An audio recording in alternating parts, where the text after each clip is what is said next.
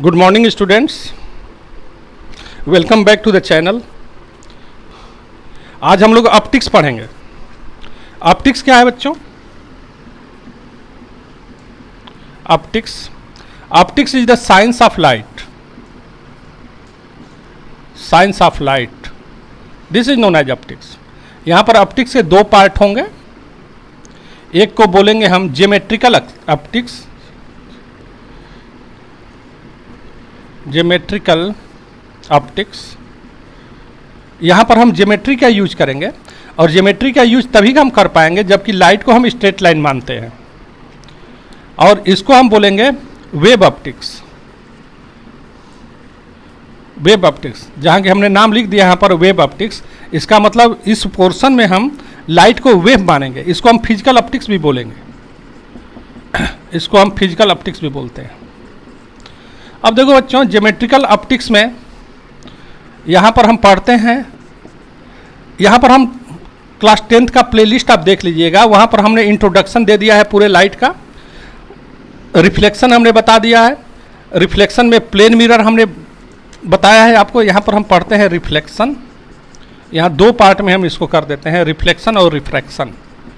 Refraction of light, reflection of light, refraction of light, refraction of light, of light. देखो ये portion बच्चों, ये जब ये 30% सिलेबस रिड्यूस किया है उस समय सीबीएसई सिलेबस से इसको हटा दिया है इस साल के लिए, रिफ्लेक्शन ऑफ लाइट। इसलिए हमने रिफ्लेक्शन ऑफ लाइट पढ़ाया है और उसको क्लास 10th के प्ले लिस्ट में मैंने डाल दिया है। उसको आप जरूर देख लीजिएगा। लेकिन सिलेबस हमारा यहाँ से स्टार्ट होता है, class 12 CBSE syllabus refraction of light से। तो हम यहाँ पर जानते हैं बच्चों रिफ्रैक्शन क्या है। पहले तो रिफ्लेक्शन और रिफ्रैक्शन में डिफरेंस आप समझ लीजिए। रिफ्लेक्शन के लिए हम वहाँ पर बताए हुए हैं the change in path of light without change in medium. यदि मीडियम चेंज नहीं हो रहा है and the path of light is changing, then that phenomenon is known as reflection of light. यहाँ पर रिफ्रैक्शन ऑफ लाइट क्या है? आप लिखेंगे refraction of light, refraction of light. Refraction of light is the phenomenon of change of path of light when the light travels from one medium to another medium of different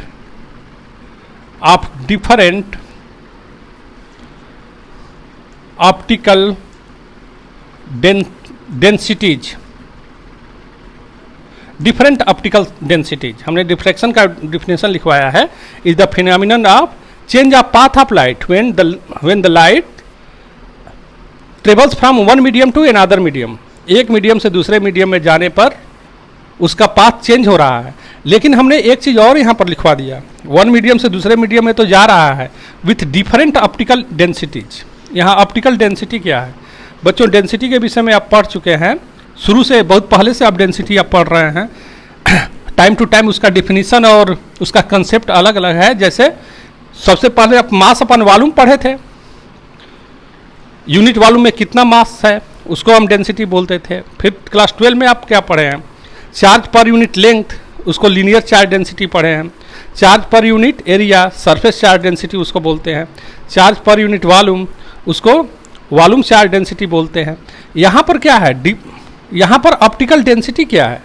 यहाँ पर optical density का concept है बच्चों with the speed of light. चूँकि light आप पढ़ रहे हैं तो ऑप्टिकल डेंसिटी भी, जब ऑप्टिक्स की बात कर रहे हैं, ऑप्टिकल डेंसिटी की बात कर रहे हैं, तो ऑप्टिकल डेंसिटी यहाँ पर समझ लीजिए, जिसका ऑप्टिकल डेंसिटी ज़्यादा होगा वहाँ स्पीड ऑफ लाइट क्या होगा, इस बात को आप थोड़ा लिख लीजिए। The speed of light, the speed of light is greater in in the medium of lower optical density, lower optical density। यदि ऑप्टिकल डेंसिटी कम है, यदि ऑप्टिकल डेंसिटी कम है तो स्पीड ऑफ लाइट क्या होगा? स्पीड ऑफ लाइट अधिक होगा with the lower optical density and vice versa, and the vice versa. तो ऑप्टिकल डेंसिटी का भी कंसेप्ट आपको समझ में आया होगा। ऑप्टिकल डेंसिटी क्या बोलते हैं भाई? जहां पर स्पीड अधिक है, जिस मीडियम में लाइट की स्पीड अधिक है, वहां पर ऑप्टिकल डेंसिटी क्या है? वहां उसका ऑप्टिकल डेंसिटी कम होगा, एंड वाइस वर्सा हमने बताया हुआ है।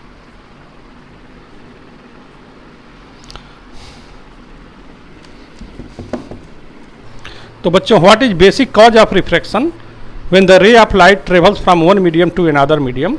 It's speed changes. तो the change in speed is the basic cause of refraction of light. यदि स्पीड चेंज नहीं हुई, ऐसा भी संभव है कि रे एक मीडियम से दूसरे मीडियम में जाती है और उसका स्पीड सेम रह गया। यदि ऐसा होता है तो रिफ्रैक्शन नहीं होगा। इसलिए ऑप्टिकल डेंसिटी की बात हमने डिफिनीशन में कहा है। तो now what is rule of refraction? अब पढ़ेंगे rule of refraction. Rule of reflection, rule of refraction देखो, when the ray of light travels from rarer medium to denser medium. मान लीजिए ये रेयरर मीडियम है, rarer optical density, lower optical density भी इसको बोलेंगे। इसको हम रेयरर मीडियम बोलते हैं और इसको डेंसर मीडियम बोलते हैं। मान लीजिए एक रेयरर मीडियम है और एक डेंसर मीडियम है, and the ray of light travels from rarer medium to denser medium. तो इसमें क्या हो रहा है? जो है ray of light travels from rarer medium to denser medium, the ray bends towards the normal. When the ray travels from rarer medium to denser medium, the ray bends towards the normal. ये आपको ध्यान रखना है। And when second when the ray travels, मान लो ये denser medium हो गया, ये डेंसर मीडियम है और यहाँ पर ये रेयरर मीडियम है, रेयरर मीडियम है। तो when the ray travels from denser medium to rarer medium, it bends away from the normal, it bends away from the normal. तो ये दो, इसको हम रूल बोलेंगे। ऐसा क्यों है भाई? यहाँ पर देखिए, इसका मतलब कि यहाँ पर ऑप्टिकल डेंसिटी ज़्यादा है, इस मीडियम के तुलना में इस मीडियम की ऑप्टिकल डेंसिटी ज़्यादा हो गई, इस मीडियम के तुलना में इसकी ऑप्टिकल डेंसिटी कम हो गई। यहाँ ऑप्टिकल डेंसिटी ज़्यादा होने का मतलब, ऑप्टिकल डेंसिटी ज़्यादा होने का मतलब क्या है? यहाँ स्पीड ऑफ लाइट कम है। यहाँ ऑप्टिकल डेंसिटी कम होने का मतलब स्पीड ऑफ लाइट अधिक है। तो वैसे याद रखने के लिए आप जब आपको याद रखना है, हो सकता है कंफ्यूज कर जाए, when the ray of light travels from rarer medium to denser medium, तो ये बेंड होगा कि बेंड टुवर्ड्स द नॉर्मल होगा कि अवे फ्रॉम द नॉर्मल होगा, इसको आप याद रखिए। जैसे ही रे रेयरर मीडियम से डेंसर मीडियम में गई, स्पीड ऑफ लाइट डिक्रीजेज। तो जब आपका स्पीड कम हो जाएगा तो आप कहाँ जाएंगे? आप अपने पेरेंट्स की तरफ की ओर जाएंगे। मान लीजिए इस नॉर्मल को आप पेरेंट्स मान लीजिए। जब आपके पास पैसा कम हो जाएगा तो आप किधर जाएंगे? आप अपने माँ बाप की तरफ जाएंगे, नॉर्मल की ओर जाएंगे। और जब आपकी एनर्जी ज़्यादा हो गई, जब आपकी स्पीड ज़्यादा हो गई, यहाँ स्पीड कम हो गई, आप अपने नॉर्मल की ओर गए, पेरेंट्स की ओर गए। यहाँ पर जब आपका स्पीड बहुत ज़्यादा हो गया तो आप कहाँ चले जाएंगे? आप माँ बाप को छोड़ करके सीधा अमेरिका चले जाएंगे। तो ये आप ध्यान में रखिएगा, जब आपका स्पीड बढ़ गया, स्पीड किस मीडियम में बढ़ेगा भाई? रेयरर मीडियम में बढ़ेगा, तो आप नॉर्मल से दूर हो जाते हैं। आप कहने का मतलब यहाँ रे ऑफ लाइट की बात होती है। और जब आपकी स्पीड कम होती है, जब आपकी स्पीड कम होती है तो आप किधर झुकते हैं? आप नॉर्मल की ओर बेंड होते हैं। तो ये हमने याद करने के लिए बताया। आपको यदि बुक एग्जाम में लिखना होगा तो ये सब चीज़ आप नहीं लिखेंगे, आप वहाँ पर केवल ये लिखेंगे, when the ray of light travels from rarer medium to denser medium, it bends toward the normal, and when ray of light travels from denser medium to rarer medium, it bends away from the normal. Okay, now ये तो rule रहा। Now law of refraction. Law of refraction क्या है? देखो बच्चों, यहाँ पर दो इंपॉर्टेंट लॉ है। कौन कौन सा भाई? आप देखिए, मान लीजिए ये इंसिडेंट रे है और जहाँ पर रे इंसिडेंट हो रही है वहीं पर हम नॉर्मल ड्रॉ किए हुए हैं, इसको हम बोलते हैं इंसिडेंट रे, इसको हम बोलते हैं बच्चों इंसिडेंट रे, इंसिडेंट रे। और ये सपोज ये रेयरर मीडियम है, फर्स्ट मीडियम है, इसको हम रेयरर बोल रहे हैं, और ये सेकेंड मीडियम है, ये डेंसर है, सपोज हमने मान लिया। तो ये नॉर्मल होता है, ये इंसिडेंट रे और ये रिफ्रैक्टेड रे। तो फर्स्ट रूल क्या है, द इंसिडेंट रे normal at the point of incidence and refracted रे all lie in same plane.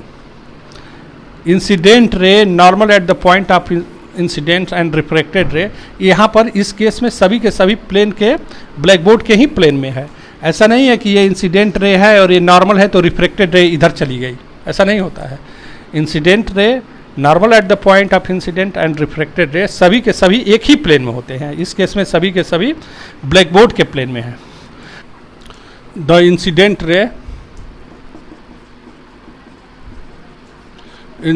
रे normal at the point of incidence, normal at the point of incident and the refracted ray all lie in same plane. तो इसको first law हम बोलेंगे, law of refraction में this is known as first law. आप इसको note कर लेंगे। Now what will be the second law of refraction? Second law देखो, the angle between the incident ray and normal, this angle is known as angle of incidence, and the angle between the refracted ray and the normal, this angle is known as refracted ray। तो आपको ये पता होना चाहिए the ratio of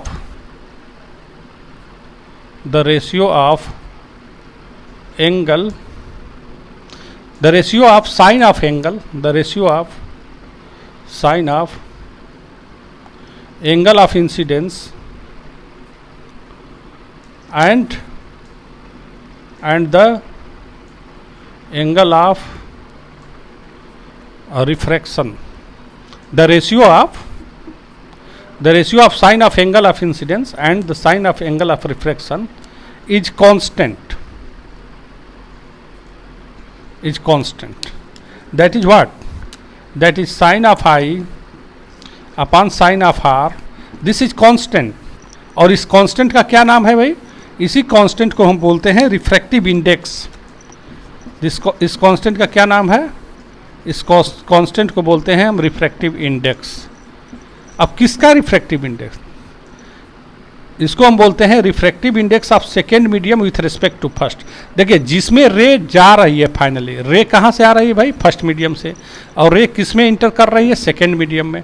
तो जिसमें रे inter कर रही है उसका रिफ्रैक्टिव इंडेक्स जहाँ से रे आ रही है उसके रिस्पेक्ट में, इसको हम बोलते हैं refractive index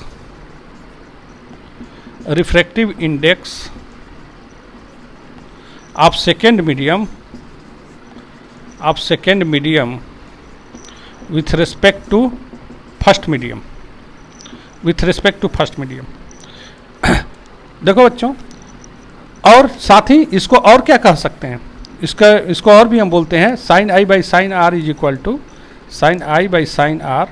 This is also known as, this is also ratio of speed of light in first medium to the speed of light in second medium, speed of light in first medium to the speed of light in second medium, this is equal to 1 mu 2। ये constant है, तो इसको आप note कर लेंगे। This is second law of refraction. Sine of I is equal to sine of I and sine of R, इसका ratio हमेशा constant होता है। इसका मतलब यदि एंगल ऑफ इंसिडेंस बढ़ रहा है तो एंगल ऑफ रिफ्रैक्शन भी बढ़ेगा, यदि ये एंगल बढ़ेगा तो ये एंगल भी बढ़ेगा।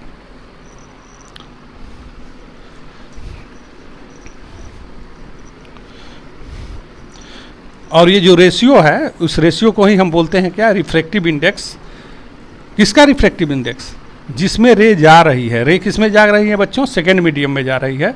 तो refractive index of second medium with respect to first medium. Now absolute refractive index क्या होता है? अच्छा देखिए, रिफ्रैक्टिव इंडेक्स इसका फिजिकल मीनिंग क्या है? जब रे एक मीडियम से दूसरे मीडियम में ट्रेवल की तो अपने ओरिजिनल पाथ से डेविएट कर गई। तो ओरिजिनल पाथ से कितना डेविएट करेगी, that measure is known as refractive index. Refractive index कहने का मतलब क्या है? रिफ्रैक्टिव इंडेक्स ये बताता है कि जब रे एक मीडियम से दूसरे मीडियम में आ रही है तो अपने ओरिजिनल पाथ से कितना डेविएट करेगी, that measure is known as refractive index. ये इसका फिजिकल मीनिंग हुआ।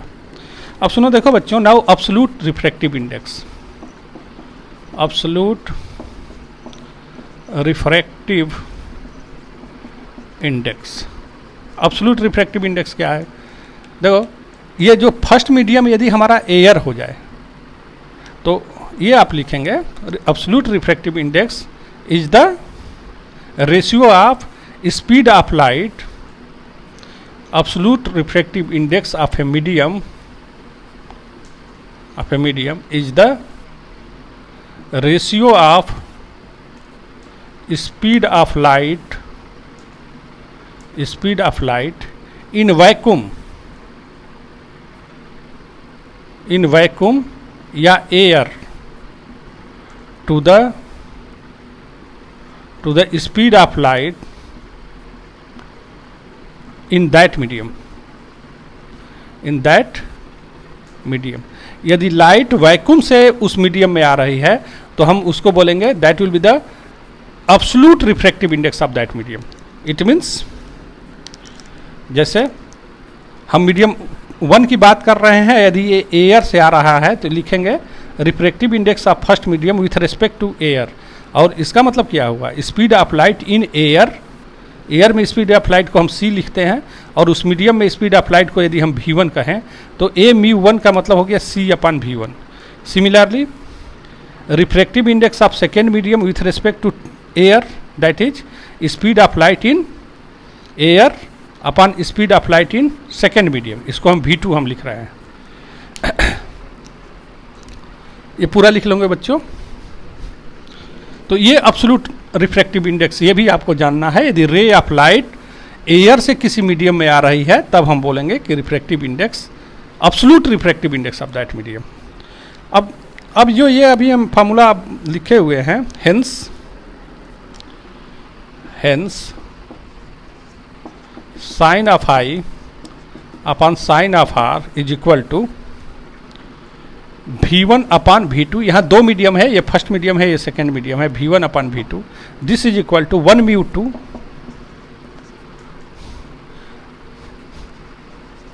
इसको हम बोल रहे हैं 1 μ2। 1 μ2 का मतलब refractive index of second with respect to first, और इसको आप लिखे हुए हैं v1 upon v2।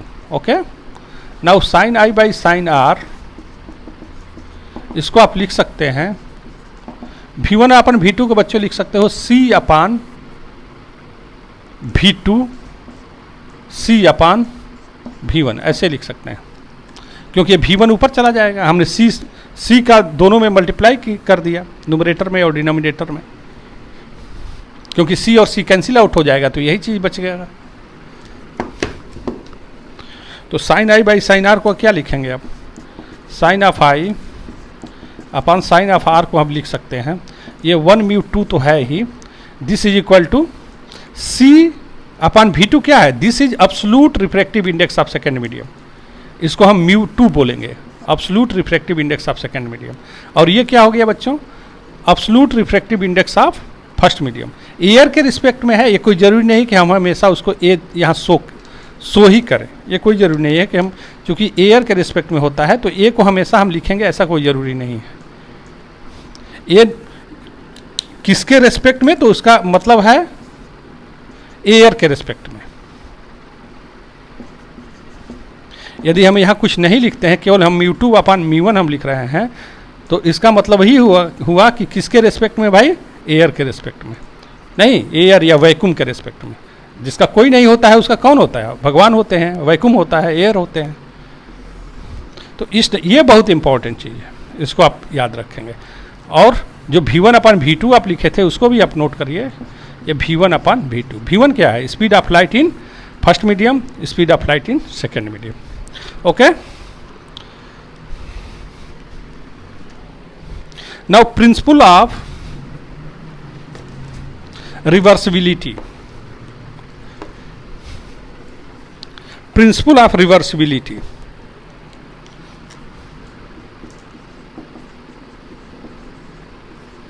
Principal of reversibility.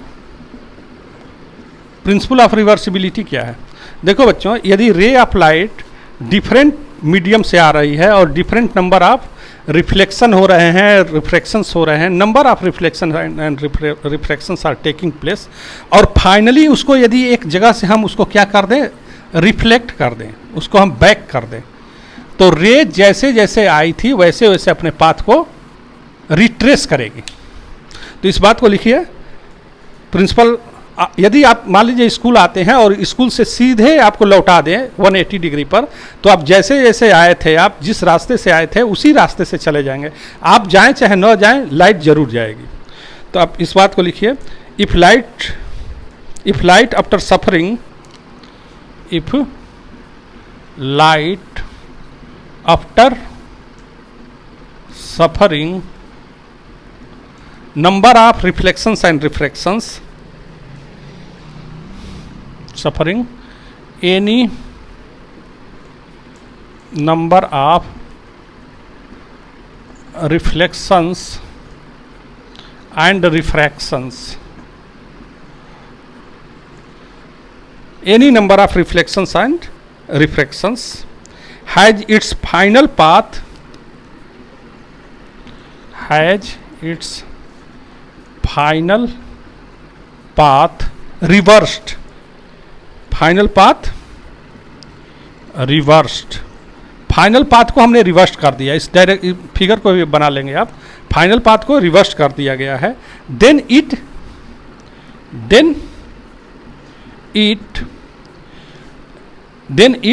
Retraces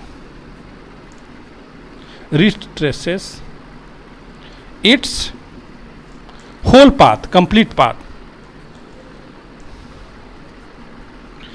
then it retraces its path, अपने पाथ को रिट्रेस करेगी। रिट्रेस करने का मतलब जैसे जैसे आई थी फिर वैसे वैसे चली जाएगी। तो इस चीज़ को आप लिख लीजिए, यहाँ पर फिगर भी बना लेंगे, फिगर बना के इसको आप लिख लेंगे। फिर हम आगे बढ़ते हैं बच्चों। अभी जो हम आपको बताए हुए थे उसके बेसिस पर आप देख लीजिए। मान लीजिए कि ये जो ब्लैक हम रे इंटर कर रही है और दूसरे मीडियम में जा रही है, फर्स्ट मीडियम से दूसरे मीडियम में, जो एरो हमने ब्लैक से लिखा हुआ है। तो if the ray of light travels from the first medium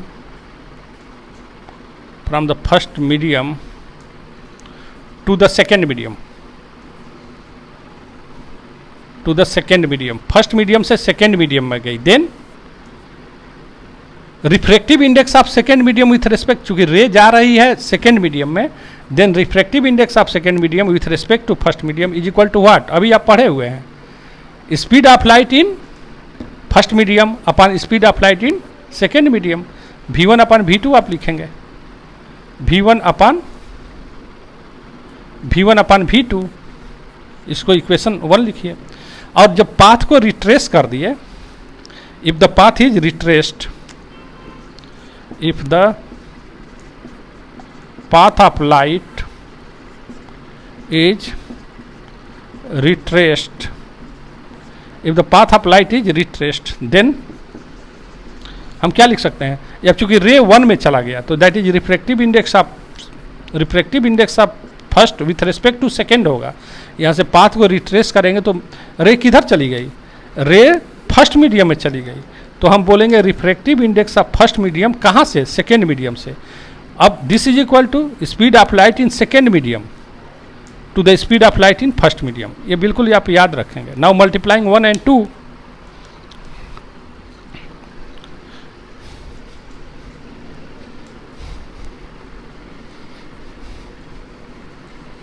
multiplying 1 and 2,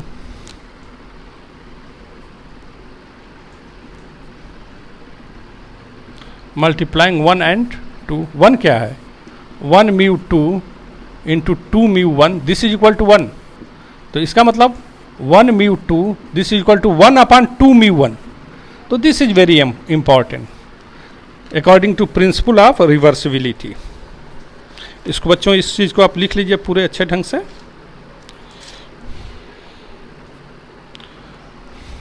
now refraction through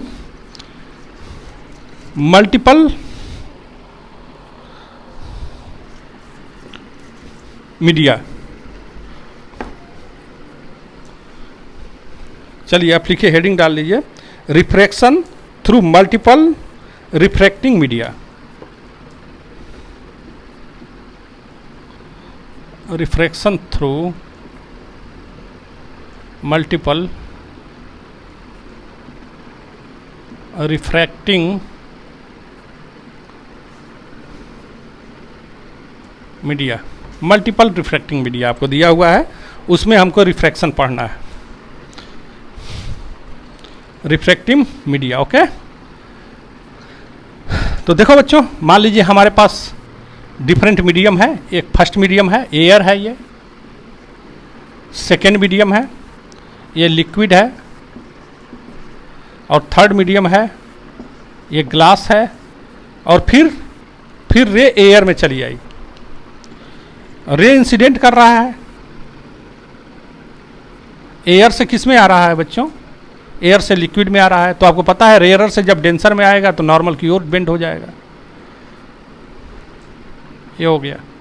फिर जब रे लिक्विड से ग्लास में गया तो ग्लास तो फिर वंस अगेन ये डेंसर है इन कंपेरिजन टू लिक्विड, तो एक बार फिर ये नॉर्मल की ओर एक बार फिर आया, नॉर्मल की ओर फिर झुक गया है। अब यहाँ पर आप देख सकते हैं कि रे ग्लास से एयर में जा रहा है, तो फिर क्या हो गया, ये नॉर्मल से अवे फ्रॉम द नॉर्मल हो गया। अब देखिए, ये आप देख रहे हैं एक्सपेरिमेंटली आप देख रहे हैं, तो ये रे और ये रे दोनों पैरेलल है, ये रे और ये रे दोनों पैरेलल हैं, और ये जो साइड्स आप देख रहे हैं ये भी पैरेलल हैं। इस केस में आप यदि ये साइड और ये साइड पैरेलल्स हैं और ये रे पैरेलल हैं, तो this angle is equal to this angle, इसको हम एंगल ऑफ इंसिडेंस बोलते हैं और इसको एंगल ऑफ इमरजेंट बोलते हैं। Angle of incidence is equal to angle of emergent. अब देखो बच्चों, मान लीजिए ये एंगल ऑफ इंसिडेंस है, और जब रे फर्स्ट मीडियम से सेकेंड मीडियम में गई, दैट इज जब लिक्विड में गया, तो ये रिफ्रैक्टिव इंडेक्स यहाँ R1 हो गया इसका। फिर ये भी, यदि ये एंगल R1 है तो ये भी R1 होगा, अल्टरनेट एंगल। फिर देखो बच्चों, ये एंगल कितना है, ये R1 है, तो मान लीजिए ये R2 है। अब ये जब R2 होगा तो ये भी R2 होगा वंस अगेन, क्यों, बाय अल्टरनेट एंगल, ये एंगल अल्टरनेट एंगल होगा। और ये चूंकि लिक्विड से ग्लास में आया तो नॉर्मल की ओर बेंड हो चुका है, इसलिए ये रिफ्रैक्टिव एंगल हो गया इस केस के लिए। इसके लिए ये एंगल ऑफ इंसिडेंस हो गया। जब रे ग्लास से एयर में आया तो ये रे क्या हो गया, इंसिडेंट रे हो गया, और ये रे रिफ्रैक्टिव रे हो गया। ये साइड और ये साइड पैरेलल हैं, तो this angle and this angle will be alternate angle if this side is transversal. तो आप इस पॉइंट को नाम रख दें, यदि ए बी सी यदि हम नाम रखते हैं तो आप लिखेंगे when the right travels from air to liquid, when the ray of light travels from air to liquid, air से लिक्विड में चला गया, वाटर में चला गया, लिक्विड ठीक है, ओके, वाटर जो भी लिखना है आप लिखेंगे, एयर टू लिक्विड में चला गया, वाटर में चला गया, लिक्विड में गया, जो भी लिखना होगा। तो आप लिखेंगे बच्चों यहाँ पर sine of I upon sine of R1, this is equal to what, चूंकि रे लिक्विड में गया है तो हम लिखेंगे refractive index of liquid with respect to air के रिस्पेक्ट में। Now second medium, when the ray travels from when the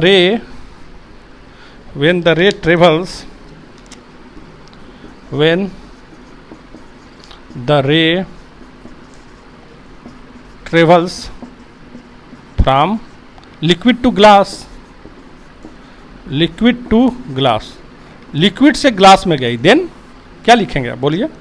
sign of R1, अब चूंकि देखो लिक्विड से ग्लास में गया ना, तो sine of R1 upon sine of R2 is equal to, चूंकि ग्लास में गया है तो refractive index of glass with respect to liquid. Now this will be equation second.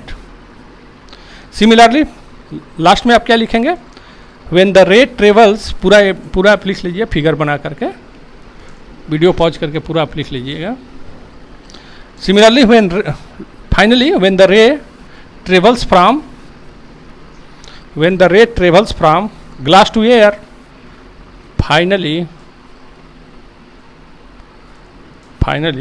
when the ray travels, finally the ray of light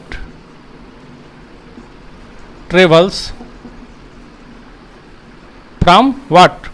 From liquid, from glass to air, फिर air में चला गया, travels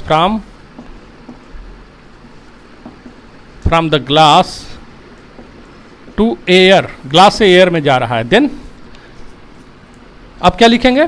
क्योंकि air में रे चला गया तो रिफ्रैक्टिव इंडेक्स ऑफ एयर, कहाँ से? ग्लास से, विथ रिस्पेक्ट टू ग्लास हम लिखेंगे. रे जहाँ जा रहा है उसी का रिफ्रैक्टिव इंडेक्स, और इसका साइन के टर्म में ये क्या हो गया बच्चों? This sine R2 upon sine E. ये इक्वेशन थर्ड हो गया. अब मल्टीप्लाई कर दीजिए, मल्टीप्लाइंग इक्वेशन 1, 2 एंड थर्ड. अब हम यहाँ पर मिटा दे रहे हैं आपको. Multiplying 1, 2 and third,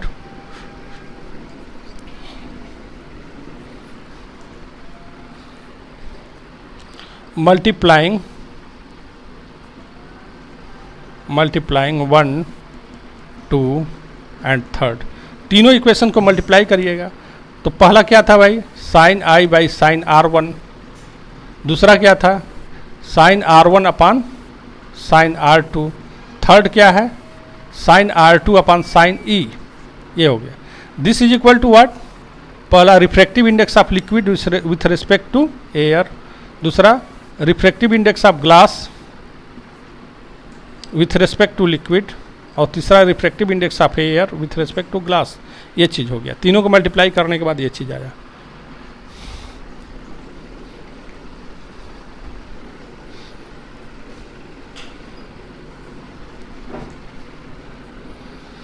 sign R1 cancel out हो गया. तो अब देखो, angle of incidence is equal to angle of refraction, but ये ध्यान रखना होगा, एंगल ऑफ इंसिडेंस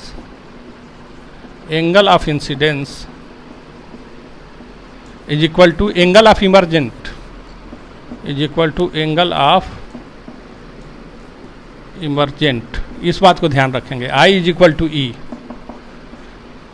यदि ये साइड पैरेलल हैं और ये पैरेलल हो जाता है, देन एंगल, ये एक्सपेरिमेंटली देखा गया कि ये और ये पैरेलल है, तो हम ये कैंसिल आउट हो गया, ये कैंसिल आउट हो गया, R2 से R2 कैंसिल आउट हो गया.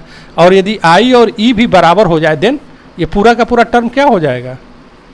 1 इज इक्वल टू, क्योंकि I और E बराबर हो गया तो ये भी तो कैंसिल आउट हो जाएगा. Then A mu L into L mu G into G mu A, this is equal to 1. ये सब मिला जुला क्या हो जाएगा? 1 के बराबर हो जाएगा. Then what will be L mu G? hence L mu G. L mu G का मतलब refractive index of glass with respect to liquid, यानी जब ग्लास को हम लिक्विड में रख देते हैं तो ग्लास का रिफ्रैक्टिव इंडेक्स क्या होगा? तो that will be 1 upon A mu L into G mu A. आप देखेंगे तीनों को क्रॉस मल्टीप्लिकेशन करेंगे तो this L mu G is equal to G mu A को क्या लिख सकते हैं? 1 अपान A म्यू G लिख सकते हैं. यहाँ हम इसको लिख दिए A mu G upon A mu L, ये हम लिख सकते हैं. क्यों? By principle of reversibility, since by principle of reversibility, by principle of reversibility में क्या लिखे हैं? अभी आपको बताया गया है कि 1 upon G mu A is equal to A mu G. ये आप प्रिंसिपल ऑफ रिवर्सिबिलिटी में लिखे हुए हैं, 1/g μ a, 1/g μ a is equal to a μ g, a μ g। This is principle of reversibility. ये प्रिंसिपल ऑफ रिवर्सिबिलिटी में हम ये लिखे हुए हैं। तो ये रहा बच्चों। अब इस पर एक आपसे यदि क्वेश्चन पूछ लिया जाए, ये आप ध्यान रखिएगा, यदि हम ग्लास को लिक्विड में डुबा दें और ग्लास का रिफ्रैक्टिव इंडेक्स दिया हुआ है, रिफ्रैक्टिव इंडेक्स की बात जब हम कर रहे हैं इसका मतलब उसका अब्सोल्यूट रिफ्रैक्टिव इंडेक्स, और लिक्विड का जब रिफ्रैक्टिव इंडेक्स दिया हुआ है, then what will be refractive index of liquid with what will be refractive index of glass with respect to liquid, उसको हम इस फार्मूले से निकाल सकते हैं। आप एक क्वेश्चन बल्कि लिख लीजिए, रिफ्रैक्टिव इंडेक्स ऑफ, क्वेश्चन है ये,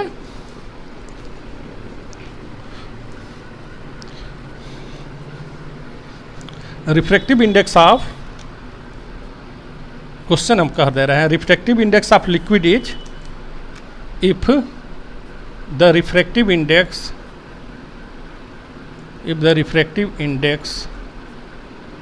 of a liquid is 4/3 and the refractive index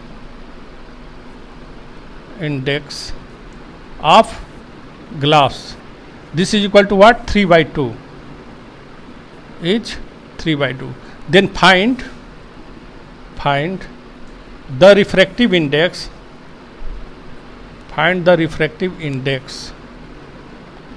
of the glass with respect to liquid। Refractive index of glass with respect to liquid आपको निकालना है।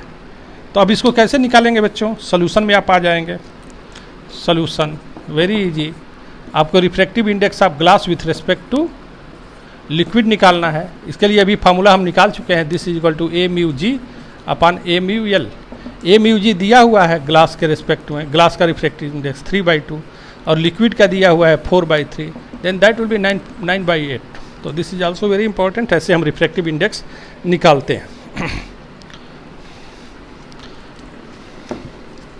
Now lateral displacement,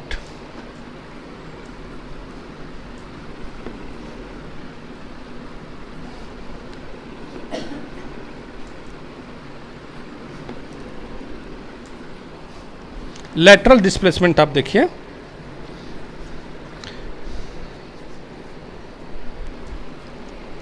lateral displacement,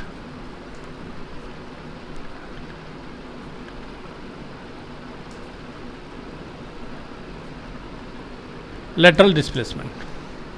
तो जब lateral displacement क्या होता है भाई, यानी यहां पर देखिए refraction through composite glass slab, यहाँ हम डिस्कस लेटरल डिस्प्लेसमेंट निकालने के लिए जो हमने केस लिया वो कौन सा भाई, refraction through composite glass slab, composite glass slab के विषय में हम डिस्कस कर रहे हैं। Refraction through composite glass slab. अब देखो बच्चों, आपको ग्लास स्लैब दिया हुआ है, मान लीजिए आपको एक ग्लास स्लैब दे दिया, ये एक ग्लास स्लैब दिया हुआ है और दिस इज इंसिडेंट रे, आपको पता है ये इंसिडेंट रे हो गया। Now this is normal at the point of incidence, ये एयर है यहाँ पर, और जब ये ग्लास है, ये क्या हो गया बच्चों, ये ग्लास हो गया। तो जब रे रेयर मीडियम से डेंसर मीडियम में आती हो, now it will bend towards the normal, it bends towards the normal. और जब रे ग्लास से एयर में चला गया, now it bend away from the normal, air glass, और फिर ये एयर में चला गया। अब सुनो, देखो बच्चों, ये इंसिडेंट रे रहा, और ये फाइनली रिफ्लेक्टेड रे रहा। तो the perpendicular distance between the incident ray and the emergent ray, this perpendicular distance is known as what, this perpendicular distance is known as, इस BM को ही हम बोलते हैं लेटरल डिस्प्लेसमेंट। ये जो BM डिस्टेंस हुआ, आप लिखेंगे the distance between the perpendicular distance, बल्कि लिखते हैं the perpendicular the perpendicular distance between the incident ray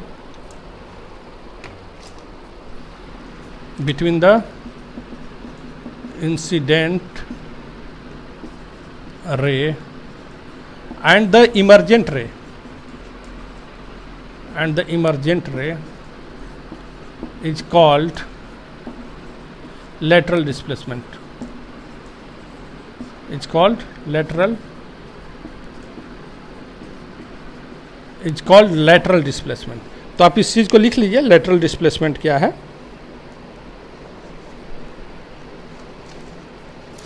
lateral displacement हम बोलते हैं या lateral shift भी बोलते हैं. तो फिगर दिया हुआ है, फिगर में आप लोग लिख सकते हैं. lateral displacement बोलते हैं या lateral shift भी हम बोलते हैं.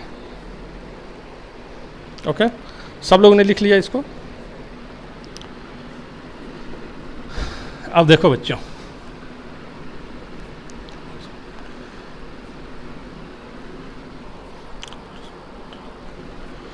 अब देखो यहाँ पर इस रे को हम बोलते हैं इंसिडेंट रे.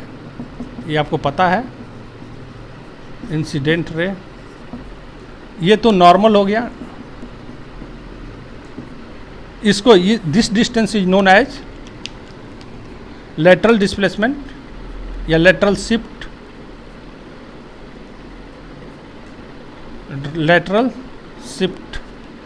ये हो गया. इस पॉइंट को आपने ए लिख दिया, इसको बी लिख दिया, इसको एम लिख दिया. This angle is known as angle of incidence. Angle of incidence आपको मालूम हो गया. This angle is known as angle of refraction. अब देखो ये आई है, ये आर है, तो ये एंगल कितना होगा. ये एंगल हो गया बच्चों आई माइनस आर. नहीं, क्योंकि इसको यदि आप ले रहे हैं तो वर्टिकली ये पूरा का पूरा आई हो जाएगा. ये आर है तो आई माइनस आर. ये बी एम है. और ये जो हम ग्लास स्लैब लिए हुए हैं उसका मान लीजिए कि उसका डेप्थ डी है. ग्लास स्लैब जो हम लिए हुए हैं उसका डेप्थ क्या है बच्चों, डी है. तो अब जरा देखिए, इन ट्रेंगल इसको आप एन मान लीजिए या एल मान लीजिए.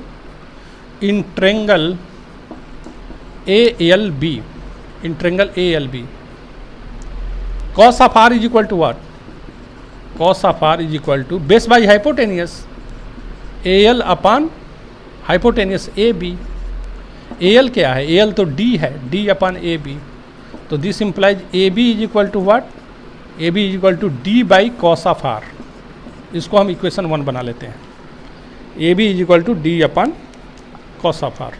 Now in triangle A B M, in triangle A B M. A B M में हम क्या लिख रहे हैं बच्चों.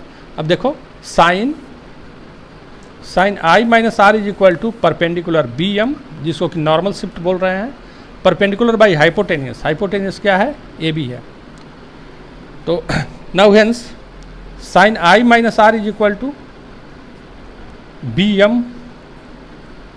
ए बी की जगह पर आप क्या लिखेंगे, ए बी की जगह पर डी अपन कॉस आर लिखेंगे. ए बी की जगह पर क्या लिखोगे बच्चों, D upon cos of R.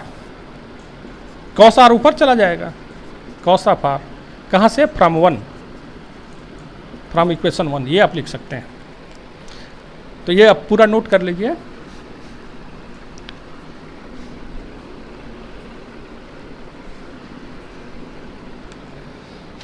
तो B M is equal to what, B M जिसको कि लेटरल डिस्प्लेसमेंट हम बोल रहे थे या लेटरल शिफ्ट हम लोग बोल रहे थे. तो B M is equal to D upon cos of R sine I minus R. This is very important relation. B M क्या है भाई, normal shift, sorry lateral shift. Lateral shift के लिए ये हमारे पास फॉर्मूला आ गया, D upon cos R sine I minus R. इसका मतलब लेटरल शिफ्ट किन किन बातों पर डिपेंड किया. पहले कंडीशन आप लिख लेंगे.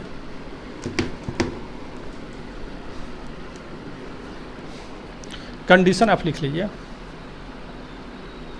कंडीशन आप देख लीजिए. देखो बच्चों, first condition, if I is equal to pi by 2, pi by 2 का मतलब यदि रे इधर से आ रही है, इसको ग्रेजिंग एंगल भी बोलते हैं। इसको हम क्या बोलेंगे? ग्रेजिंग एंगल बोलेंगे। ग्रेजिंग एंगल का केस में मतलब कि यदि ray of light glass slab के साइड के पैरेलल ट्रेवल कर रही है, then B M is equal to lateral displacement कितना हो जाएगा? D upon cos of R sine 90 minus R. तो sine 90 minus R is equal to what? D upon cos of R sine 90 minus theta का मतलब cos are, ये cancel out हो गया, that is D. तो इस केस में normal shift कितना होगा भाई? Equal to depth of the glass slab is equal to depth of the slab, glass slab. तो ये फर्स्ट कंडीशन हो गया, इसको आप नोट कर लेंगे।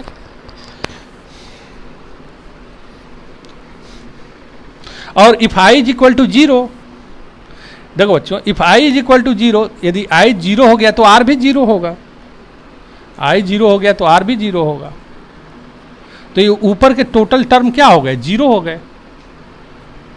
और cos 0 की वैल्यू 1, तो 0/1 इज इक्वल टू व्हाट? 0। यानी यदि ray of light perpendicular incident कर रही है ग्लास स्लैब के, तो उसमें कोई नॉर्मल शिफ्ट नहीं होगा। इसको सेकेंड में लिख सकते हैं, if i is equal to 0, then i is equal to R is equal to 0, क्योंकि कोई नॉर्मल शिफ्ट तो होगा नहीं, कोई चेंज तो होता नहीं है।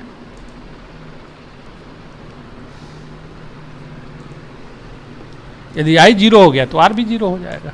देन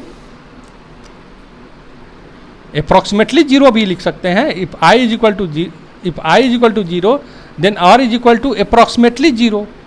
तो then bm is equal to what? bm is equal to, ये पूरा टर्म 0 हो गया, 0/1 that is 0, that is no lateral displacement, no lateral displacement या lateral shift, no lateral shift नहीं होगा। यदि रे परपेंडिकुलर इंसिडेंट कर रहा है तो कोई भी लेटरल शिफ्ट नहीं होगा। अब देखो बच्चों, अब ये जो normal shift, sorry lateral shift है, वो किन किन बातों पर डिपेंड किया? Lateral shift depends upon, lateral shift depends upon किन किन बातों पर लेटरल शिफ्ट डिपेंड करता है बच्चों? इस बात पर एंगल ऑफ इंसिडेंस पर डिपेंड करता है, एंगल ऑफ इंसिडेंस इस पर डिपेंड किया। दूसरा और किस बात पर डिपेंड करता है? डी पर डिपेंड करता है, thickness of the glass slab, इस बात पर डिपेंड किया। और third refractive index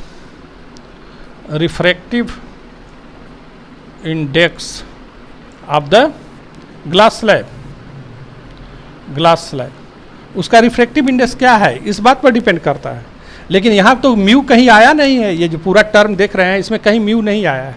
then mu के जगह पर आप क्या लिखेंगे? फिर कैसे आपको पता चलेगा कि रिफ्रैक्टिव इंडेक्स पर डिपेंड कर रहा है? म्यू तो कहीं है नहीं।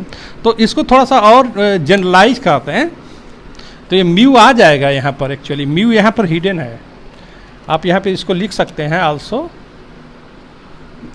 bm is equal to D upon cos of R sine I. इसको थोड़ा एक्सपेंड करेंगे तो sine I into cos R minus cos I into sine R, ऐसे आप लिख सकते हैं। कॉस आर को थोड़ा इनसाइड इंट्रोड्यूस कर दीजिए, तो साइन आई, कॉस आर तो कैंसिल आउट हो गया, यहाँ पर cos I sine R by cos R, that is tan of are.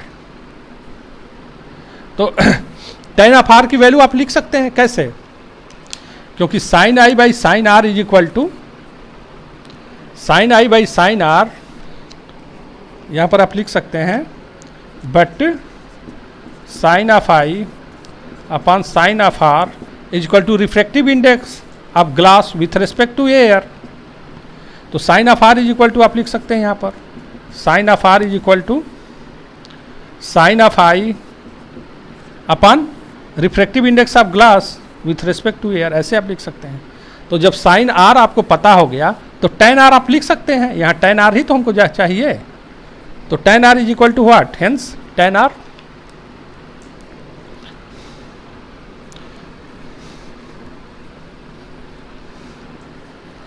Hence tan r कितना हो जाएगा बोलो बच्चों, tan r is equal to perpendicular by hypotenuse कितना होगा, हाइपोटेनियस हो गया under root sine of tan r is equal to what, tan of r is equal to perpendicular क्या है, साइन i है, तो हाइपोटेनियस क्या हो गया, साइन i का whole square plus a mu g का होल स्क्वायर, ये tan ऑफ r हो गया। अब ये वैल्यू यहाँ पर पुटअप आप कर दीजिए, ये वैल्यू आप पुटअप कर देंगे तो आपको लेटरल डिस्प्लेसमेंट पता हो जाएगा, B M is equal to D sine of I minus cos of I, tan r की जगह पर sine I upon under root sine I का whole square plus A mu G का होल स्क्वायर।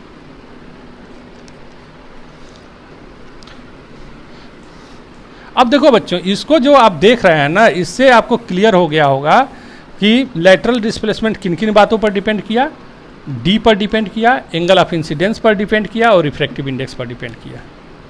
ये इस ढंग से इसका ज़रूरत होगा तो जैसा जहाँ पर ज़रूरत होगा वहाँ पर आप उसको काम करिएगा उस हिसाब से। तो now normal shift,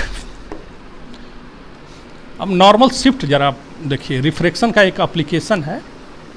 normal shift क्या होता है, मान लीजिए कोई एक बकेट दिया हुआ है और उस बकेट में कोई एक कॉइन गिर गया है, नॉर्मल शिफ्ट की बात हम कर रहे हैं,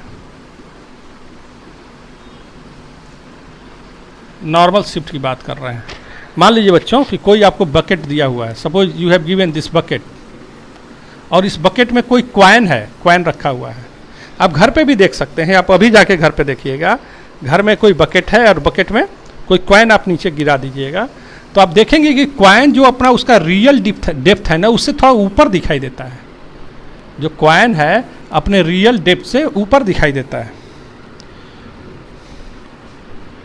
कॉइन यहाँ पर गिरा दिए हैं, यहाँ पर कॉइन है। अब कॉइन दिखेगा कहाँ पर, मान लीजिए यहाँ तक पानी भरा हुआ है, यहाँ तक पानी भरा हुआ है, डेप्थ डी है, यहाँ भी हमने डेप्थ डी मान लिया।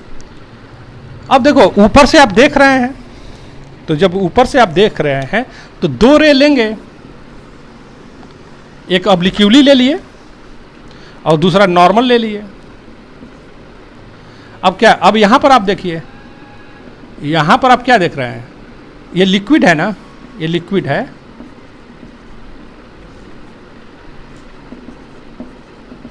जब रे लिक्विड से एयर में जा रहा है, then what will happen, it will bend away from the normal, थोड़ा नॉर्मल से दूर भाग गया।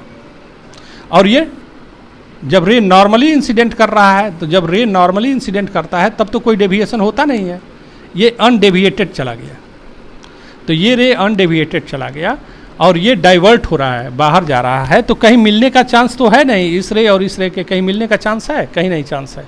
इसलिए इसको हम पीछे, यदि बैकवर्ड हम प्रोड्यूस्ड करें, बैकवर्ड प्रोड्यूस्ड करें तो वो पीछे, बैकवर्ड आप प्रोड्यूस करिए इसको, इसको भी पीछे प्रोड्यूस करिए।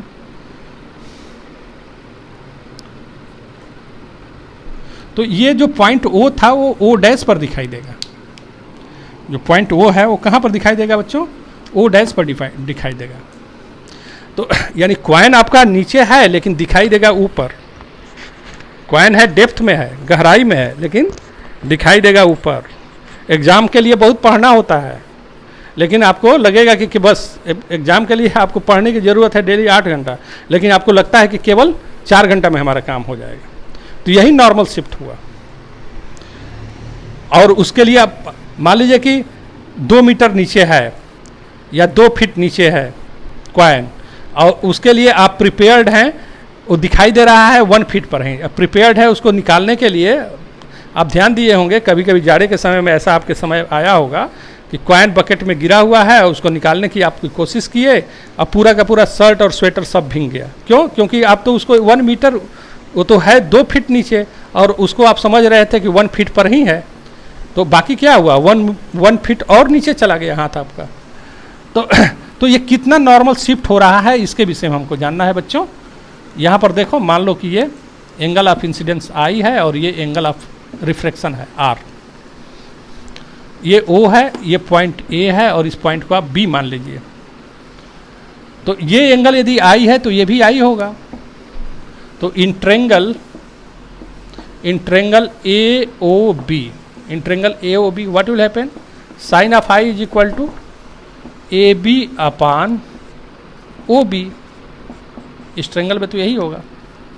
सिमिलरली देखो, यदि ये एंगल ऑफ रिफ्रैक्शन है तो ये पूरा का पूरा वर्टिकली अपोजिट क्या होगा, देखो ये भी आर होगा, vertically opposite angle.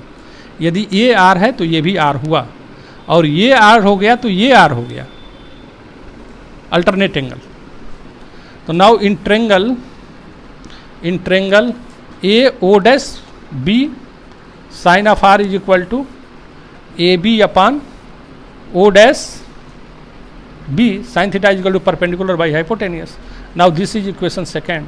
Now dividing 1/2, divide कर दिए तो आपको क्या मिला, sine of I upon sine of R is equal to, अब डिवाइड कर रहे हैं बच्चों तो ए बी कैंसिल आउट हो गया, ये हो गया O dash B upon O B, और sine I by sine R को क्या लिखेंगे, sine I by sine R, चूंकि रे किस में चला गया, एयर में गया। रे कहाँ चला गया बच्चों, एयर में। तो हम लिखेंगे refractive index of air with respect to liquid से एयर में गया है, रे जहाँ जाएगा उसका refractive index, O dash B upon O B. अब देखो, if B is close to A, यदि पॉइंट बी हमारा ए के क्लोज हो, then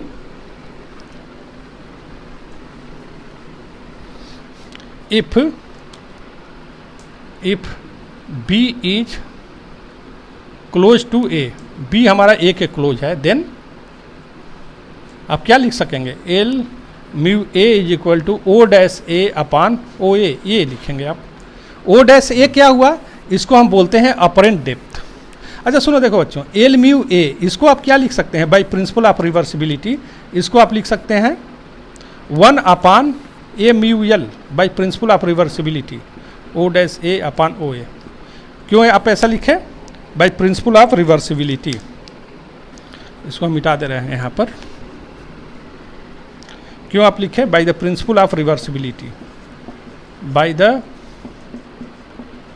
principal of reversibility, by the principal of reversibility.